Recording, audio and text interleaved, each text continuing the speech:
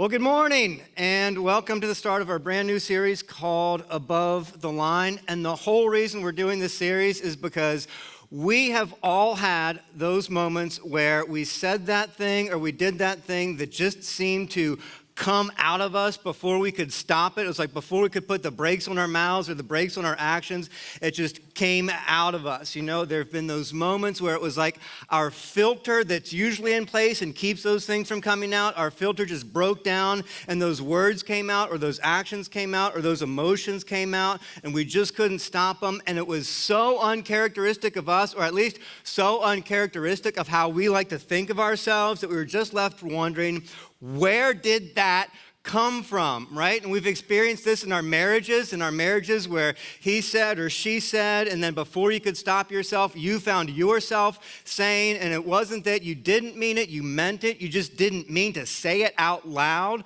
And we've had it happen with talking to parents, or maybe communicating with siblings, or maybe at work, at a meeting, you know, things just went south, accusations were made, and you said things that you couldn't unsay. In the same way, people heard those things and they couldn't unhear those things, and you just felt so embarrassed that that came out of you. Or as a parent, we've had this happen as parents, you know, where things just spiral. And there was that way before you were a parent, you said, I will never be a parent like that. But then you found yourself in a situation where you were exactly a parent like that. And you were like, I don't know where that came from. And we've all had this happen. We've all had those moments, those breakdowns and those blow-ups that just leave us wondering, where did that come from? And what we tend to do is we tend to look at our environment and our circumstances. And it's like, of course I did that, because if he hadn't said, or if she hadn't said, then I never would have said. Or if work hadn't been so busy, then I never would have. Or if they hadn't been so just foolish, or if they hadn't been so insensitive, then I never would have. And we blame it on our circumstances. Like the whole reason these things come out of us is because of our circumstances. Or if we're really enlightened, we blame it on our emotions. We know it's the result of our emotions. Like if you hadn't made me so angry, I never would have. Or if work hadn't been so stressful, I never would have. And so we blame our emotions. And so what do we do? What do we do when we recognize that our filters aren't sufficient for our circumstances?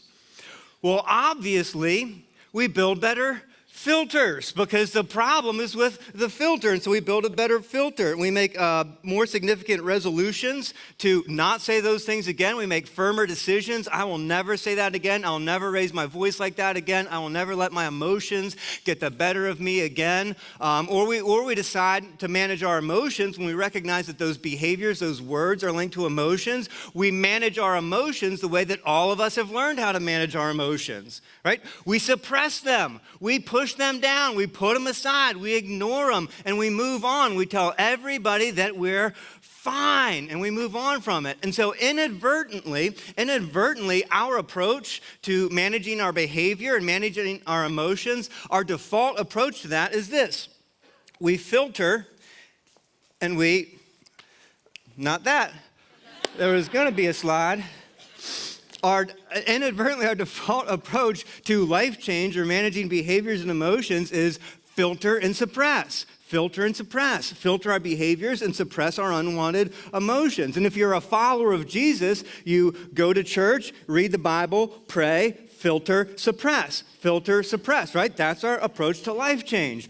But here's what we all know. We all know this. You know this as well as I know this.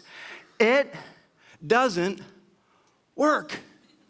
It doesn't work. And we know that because it hasn't worked, right? The filters continue to break down and the emotions continue to resurface. It doesn't work. And the more we try to shut those things down, the more we shut down. The more we try to shut down those things that seem to come out of us, the more we feel like we're pretending like we're someone that we're not, and the more we tend to shut down. And the more we shut down, the more we shut other people out. And here's what we all know, that if we don't learn how to manage the things that come out of us, if we don't learn how to manage our emotions, if we don't learn how to manage our behaviors, if we don't learn how to manage those things are going to manage us. And we know that. If we don't manage those things are going to undermine our experience of life. They're going to undermine how we experience our life. And they're going to undermine how we engage in our lives. They're going to undermine how we show up in our lives. They're going to undermine how we show up in our relationships. They're going to undermine how we show up in our marriages and how we interact with our children and then how we interact in the workplace. And they're going to undermine those relationships. And this isn't a message and this isn't a series about here's what you need to do to be better and it's because I've got it all figured out. This is coming from a place of I have recognized these things coming out of me. And I got on a journey and am on a journey to figure out how do I manage myself better, because I could see the behaviors that were coming out of me that were undermining my relationships. And I could see myself turning into someone that I didn't want to be. And what I know about you is that you don't want to be that kind of person either. You don't want to be the kind of person that people are walking on eggshells around. You don't want to be the kind of person that people don't know what they can expect from you. You don't want to be the kind of person that other people don't feel safe around you. That's not what you want either. That's not what any of us want. And so the question is, how do we change? Like, how do we really change? Not just how do we build better filters, how do we put up better fronts, but how do we really, really change? And what is so helpful and what I'm so thankful for is that one of the closest followers of Jesus, a man named Matthew, who walked and lived and spoke and ate with and listened to Jesus for Jesus' whole 3.5-year ministry. And after Jesus predicted and pulled off his death and resurrection, Matthew recognized that Jesus must be who he claimed to be, that this was God in flesh who came to show us who he is and who he created us to be. And so after that, Matthew wrote up an account of the life and the teachings and the miracles of Jesus, and we have that account in the New Testament portions of our Bible, not so coincidentally called Matthew. And in it, Matthew records a conversation that Jesus had where Jesus gets right to the heart, pun intended, right to the heart of what we're going to be talking about today. And so to give you a little bit of context for what's happening in this conversation, Jesus is talking to some Pharisees and teachers of the law. And the Pharisees and teachers of the law were the religious leaders of that day. And they were hyper fixated on rules because they believed that what God cared about most was our external conformity to rules. So they were all about keeping the rules. And they observed Jesus' disciples eating food with unwashed hands, which was against their tradition. It wasn't against any commands that God had given them, but a tradition that was later added by rabbis or other religious leaders. And so they see Jesus' disciples eating with unwashed hands, and they call them out on it because they weren't keeping the rules. And so Jesus responds to the religious leaders by saying, you think that all God cares about are rules. You think that what God is most concerned about it with is what accidentally goes into the mouth. And Jesus says, God isn't nearly so concerned as you think he is with what accidentally gets into your mouth. God is not concerned with a little bit of dirt accidentally getting into your mouth. God's not concerned, or what contaminates a person isn't the dirt that gets into their mouth. And then Jesus says this. Jesus says, but the things that come out of a person's mouth, not what accidentally goes into the mouth, but what accidentally comes out of the mouth. The things that come out of a person's mouth come from the heart. They come from the heart. And this is what defiles them, or this is what contaminates a person. Not what goes into them, but what comes out, because it comes from their heart. And then Jesus says this. He says, for out of the heart, and whenever Jesus said heart, back then, heart was a general reference to your internal condition. So heart means internal condition, your thoughts, your emotions, your will, your life orientation, what you're focused on, your desires, all of those things were categorized under one word, heart. Out of your heart or your internal condition come evil thoughts like murder and adultery and sexual immorality, theft, false testimony, and slander. So Jesus is saying the reason these things come out, the reason these unwanted emotions, the reason these behaviors, the reasons these words come out of your mouth is because of your internal conditions. It's because of your heart. So Jesus would say, the reason you said those things that you now regret saying, the reason that your emotions got the better of you, the reason you lost your stuff and now you're so embarrassed and you regret it so much, the reason that happened wasn't because your boss was such a jerk, and it wasn't because your kids were so disrespectful, and it wasn't because you had so much going on in your life. The reason those things came out of you was because of your heart, was because of your internal condition. The reason those things came out of you was because they were in you to begin with. It was the result of your internal condition. And I think that when Jesus said this, Jesus, who is more familiar with the entire Old Testament than anybody else would have been, I think Jesus must have had in mind the words of King Solomon. King Solomon, who had become king of Israel 800 years before, and when he found out he was going to be king, he didn't ask God for riches or for power or for fame. He asked God for wisdom, so God gave him wisdom. And King Solomon wrote a number of things based on the wisdom God had given him that are found in our Old Testament portion of our Bible in a book called Proverbs. And I think one of these proverbs that we receive from King Solomon, I think Jesus definitely had this in mind when he was having this conversation. What King Solomon wrote was this. He says, above all else, and whenever you hear one of the wisest people who's ever lived, whenever you hear somebody who's really, really wise say something like, above all else, that's like our cue to pay attention, right? That's where we lean in. Like, here's one of the wisest people saying, here is what you should prioritize above all else. Whenever someone really wise says that, we should just pay attention. He says, above all else, guard your heart. Above all else, ahead of everything else that you do in your life, ahead of everything else that you're managing, ahead of everything else that's competing for your time and attention, ahead of all the other things on your agenda, guard your heart. Guard your internal condition. Manage and protect your internal condition because it is the wellspring of life. Solomon says, guard your heart, guard your internal condition, because out of that internal condition flows the whole rest of your life. Out of your internal condition flows your experience of life. How you experience life comes from your internal condition, so guard it above all else.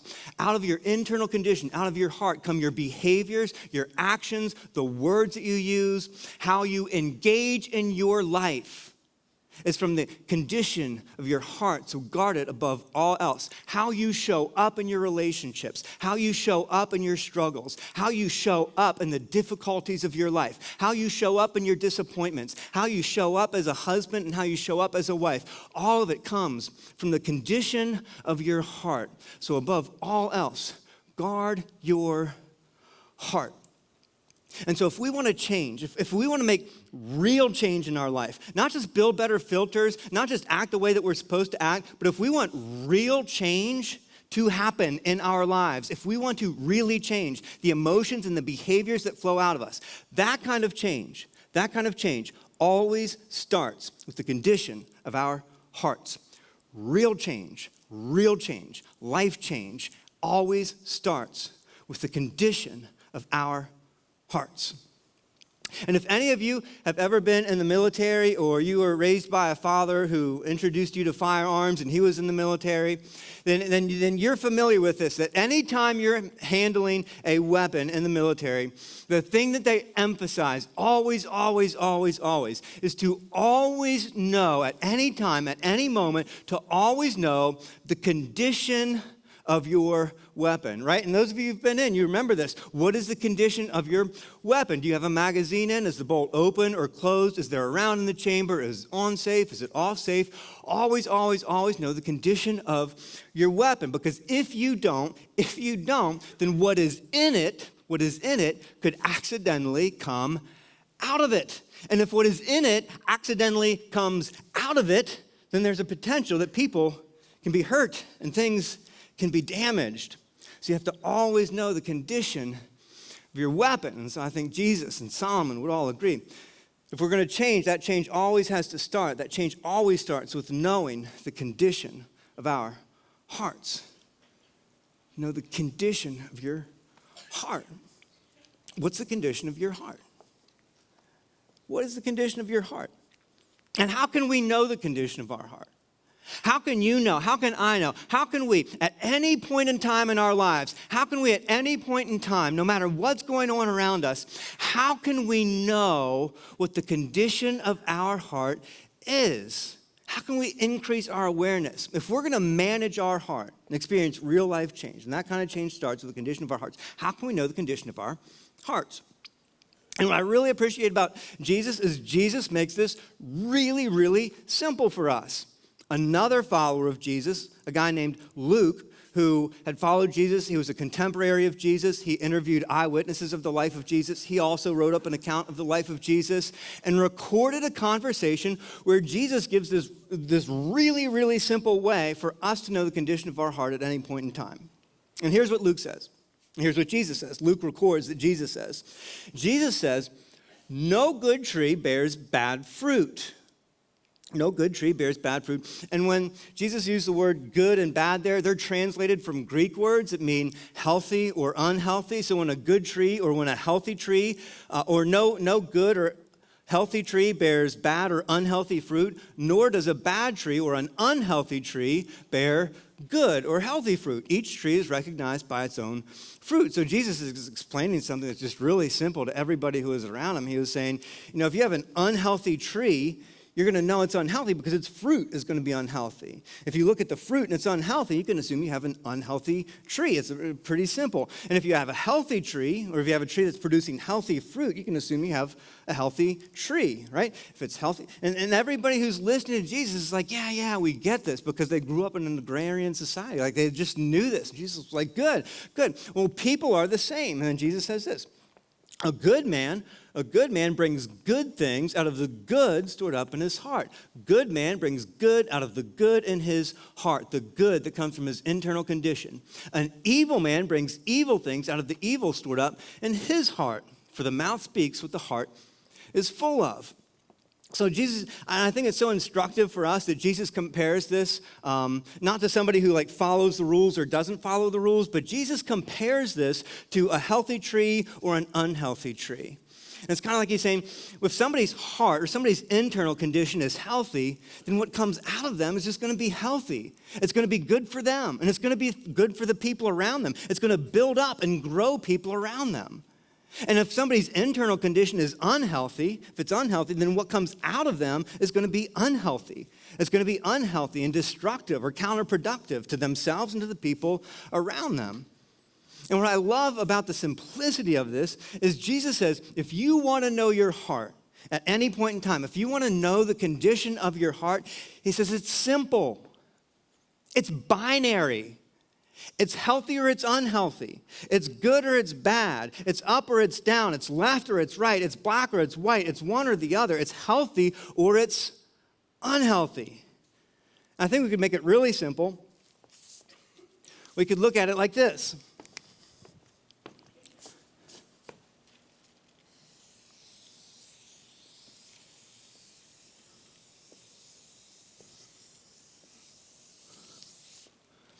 At any point in time,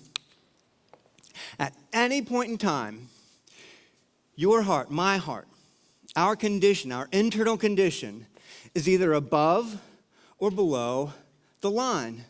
At any point in time, our internal condition is either above or below the line. At any point in time, we are either above or below the line. So below the line, what Jesus would say is like an unhealthy heart or an unhealthy internal condition. We've all experienced this because we've all been in those places where we know our internal conditions, like they're just not good, and there's a potential for something not good to come out of us. We know what this feels like. When we're below the line, we tend to be closed. We tend to be defensive. When we're below the line, when our internal condition isn't good, we tend to be more reactive.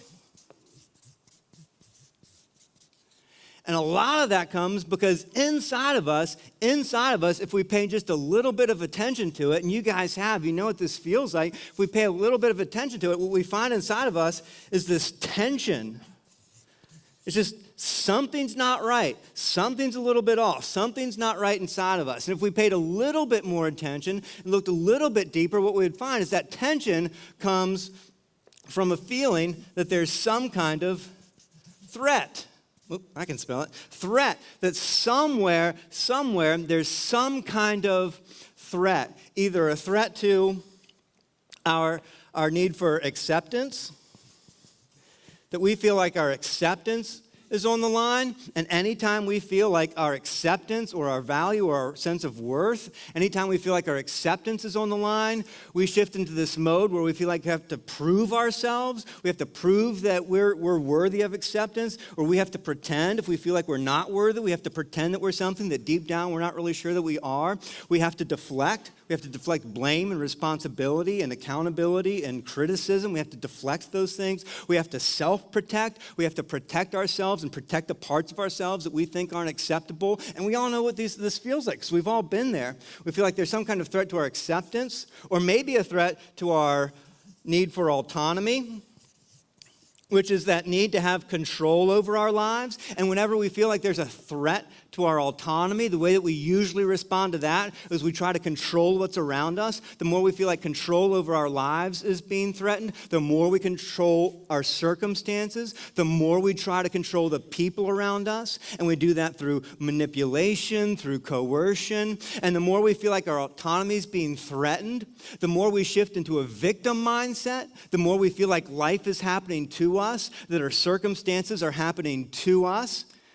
And we know what that feels like. Or we feel like there's some kind of threat to our need for safety and just physical security. And whenever we feel like there's a threat to our safety or our physical security, it's that sense that there's not enough. We shift into a scarcity mindset, a competition mindset. We feel like there's just not enough. There's not enough time. There's not enough money. There's not enough of something in our lives. And we get competitive, and we start to get a little bit ferocious. We start to get a little bit on edge. This is what it feels like when we're below the line. And all of us have been there, and we've found ourselves there. And Jesus says that's like an unhealthy internal condition. And when your internal condition is like that, then unhealthy things are going to come out of you. But if you're above the line, what Jesus would call a healthy or a good internal condition, when you're above the line, and we've been there before, we tend to be more open. Instead of feeling defensive, we tend to be more compassionate. We tend to be compassionate with ourselves, compassionate with other people. Instead of being reacted, we find ourselves being more curious. We're curious more about our situation, not just reacting to our situation, but we get curious about how do I resolve this problem? Instead of reacting to a person, we get curious about where is this person coming from and how is this person seeing it? Instead of reacting to ourselves, we get more curious about what's going on inside of me that's causing me to feel this way. We just tend to be more curious and open. And instead of an internal tension, we sense a greater sense of, or we have this greater sense of internal peace. It's just that calm. We're not on edge. We're not tightened up. Our hearts aren't racing. We just have this internal sense of peace because instead of a threat, we feel like we're in a safe place. We have a greater sense of safety, that all of our needs are essentially intact, that our need for acceptance, we recognize that we're accepted by our Heavenly Father. Not through the virtue of what we do or how we behave, but He just accepts us because we're His. And if He accepts us, we accept ourselves, and we don't have that need to receive acceptance from other people. It's not a resource that we have to compete for. And we have our autonomy intact. That the control and freedom we're meant to have doesn't come from controlling the world around us. It comes from controlling ourselves. We maintain that sense of autonomy, that freedom, because we're free to pursue God's purpose for us. We're free to pursue God's plan for us. That's where our sense of freedom comes, not from controlling people or circumstances. And we feel safe. We feel safe. We don't feel like resources are scarce. Because we trust that we have a good God that's in charge of the whole universe, and He will not deprive us of anything that we need to fulfill His purpose and His plan for our lives. We trust that He's going to give us enough, that however much we have at any point in time, it's enough for us to fulfill the mission that he has for us at that point in time. And in addition to that, we're confident of his promises to us, that even if we feel deprived in this life now, there's a life to come where we will have plenty. And so we feel safe. And we've all been in one of these two places. We've all either been above the line at some points or below the line at other points. But at any point in time, your internal condition, what's going on inside of you, is defined by where you are in relation to the line. And where you are in relation to the line will determine what comes out of you, your emotions and your behaviors and the words that come out of you. And here's what I think is really fascinating. I don't know if you'll find this as fascinating as I do, but this is really interesting to me, is that, Jesus and the writers of the New Testament talked about this, and they talked about this being darkness or this being misunderstanding, and they referred to this as death, and they referred to this as being in the light or having understanding, having clarity, having our eyes opened. They talk about the fruits of the Spirit coming out of our above the line condition. And what we understand now, 2,000 years later, is these conditions are mapped directly to neurological circuitry in our brains. So I learned this from my wife, who is a psychologist and is super brilliant, and she taught me this. I'm going to pass it on to you. We're going to create a working model of our brain right now. Ready? So I'm going to take our hand and tuck in our thumb and wrap the other four fingers of your hand around that thumb, and bam, you have a working model of your brain. Hooray, you did it. This part up here is called your prefrontal cortex. It is the part behind your forehead. That's your prefrontal cortex. This is the back of your head here, just to orient everybody. Your prefrontal cortex, what some psychologists call your upstairs brain. Your upstairs brain maps to your condition when you are above the line. When we have an internal condition that is above the line, our prefrontal cortex is activated. And here's what's really interesting about that. Our prefrontal cortex is what's responsible for things like compassion and generosity and wise decision-making and discipline and growth mindset. It's the part of our brain that considers future planning and thinking things through, risk assessment, curiosity, innovation, all of the things that we want more of, all of the things that we want to grow and develop. Those are the things, all the things that are necessary for Christ-like development, all the things, the capacities that are necessary to grow into the person that God created you to be, for you to experience the life that God created you to experience. All those capacities are located in the prefrontal cortex, and they're activated when our internal condition is above the line. Now, if we peel our brain open, peel off our upstairs brain, we reveal what we could call our downstairs brain, the amygdala, which is like the response, the emotional center of our brain, what is responsible for our fight or flight response to threats that we perceive in our environments. And our downstairs brain, you guys are expecting this, our downstairs brain maps to the condition that we're in when we're below the line. When we are below the line, it's our downstairs brain, that inner brain, that's activated.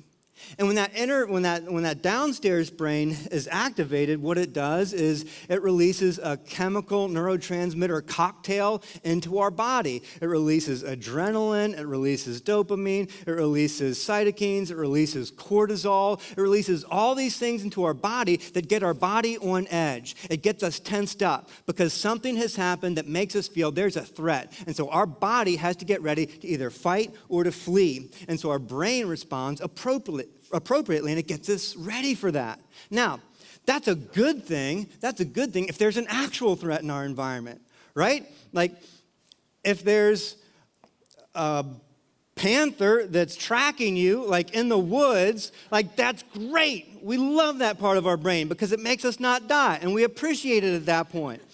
But more often than not, it's activated at times when it shouldn't be activated, when there's not an actual, real, legitimate threat in our environment. And what happens when our downstairs brain is activated, when we're below the line and that downstairs brain is activated, here's what your brain has been developed to do. It literally cuts off access to your upstairs brain. Because when your brain recognizes there is a threat, it says, let's forget everything else. Let's not pay it. We don't have time for generosity. We don't have time for compassion. We don't have time for discipline or wise decision making. There's a threat. So all of our energy is going to get directed to assessing and dealing with that threat. And you literally lose access to the things that we want and need most. We lose access to the things that are necessary to become who God created us to be and experience the life that He created us for. When we are in that below the line condition, that condition essentially becomes a prison. As long as we're in that condition, this line becomes the lid to how we can experience and engage in and show up in our lives. And if we were to characterize all of this in one word and apply one word to all of it, I think it would be safe, and I think all of us would agree that we could call this fear. That the whole below the line condition is a condition of fear.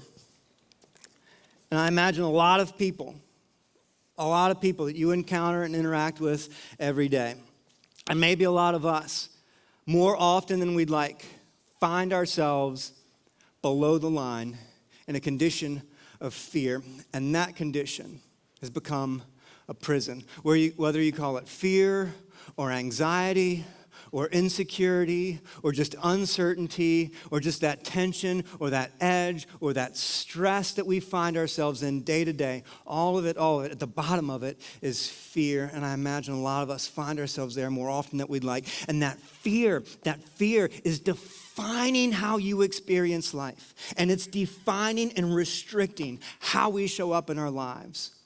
Because what comes out of us is because of what's in us. I think more of us have fear in us than we'd like. The really good news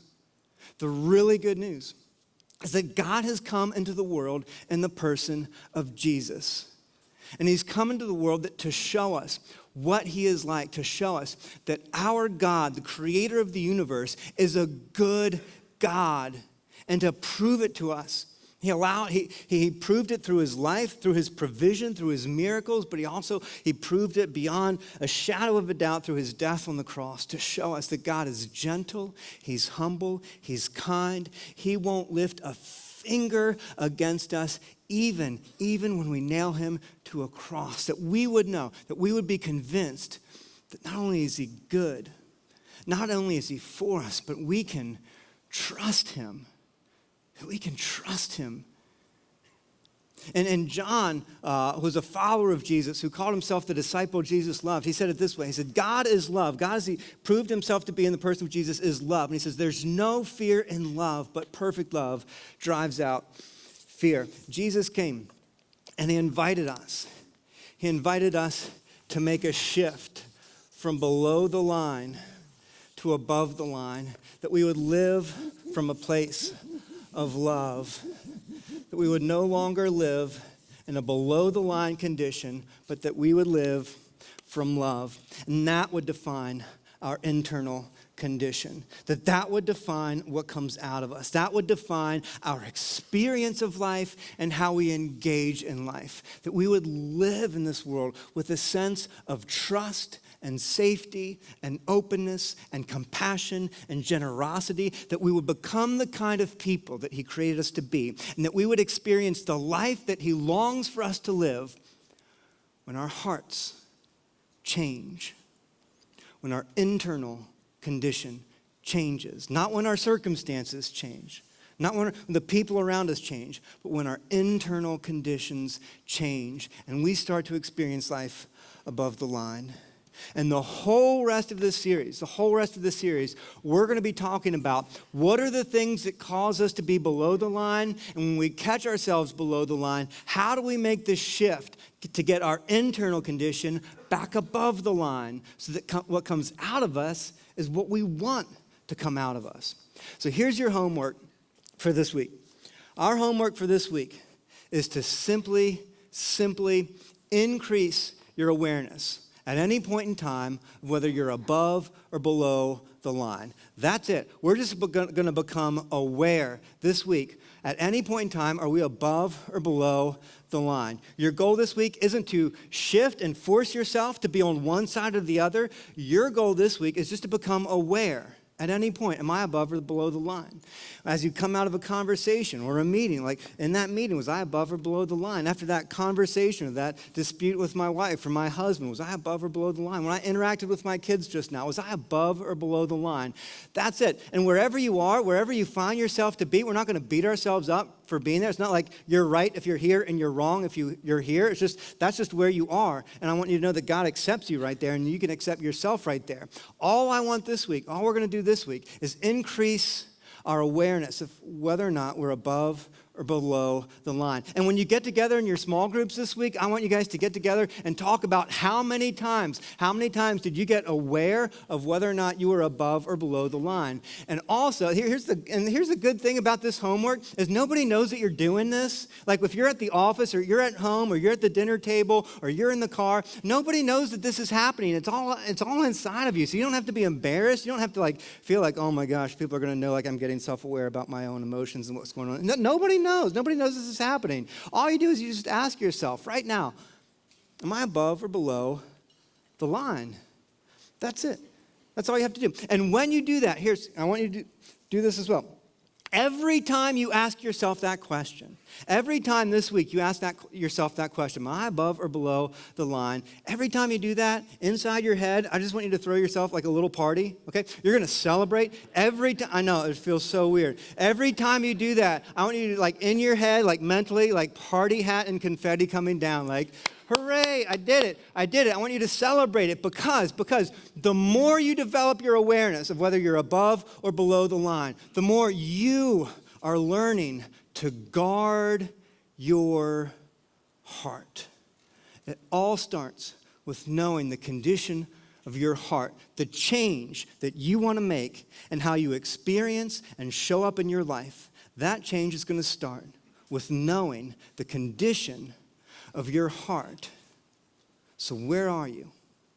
At any point in time, I want you to be able to define where you are in relation to the line. Will you guys pray with me?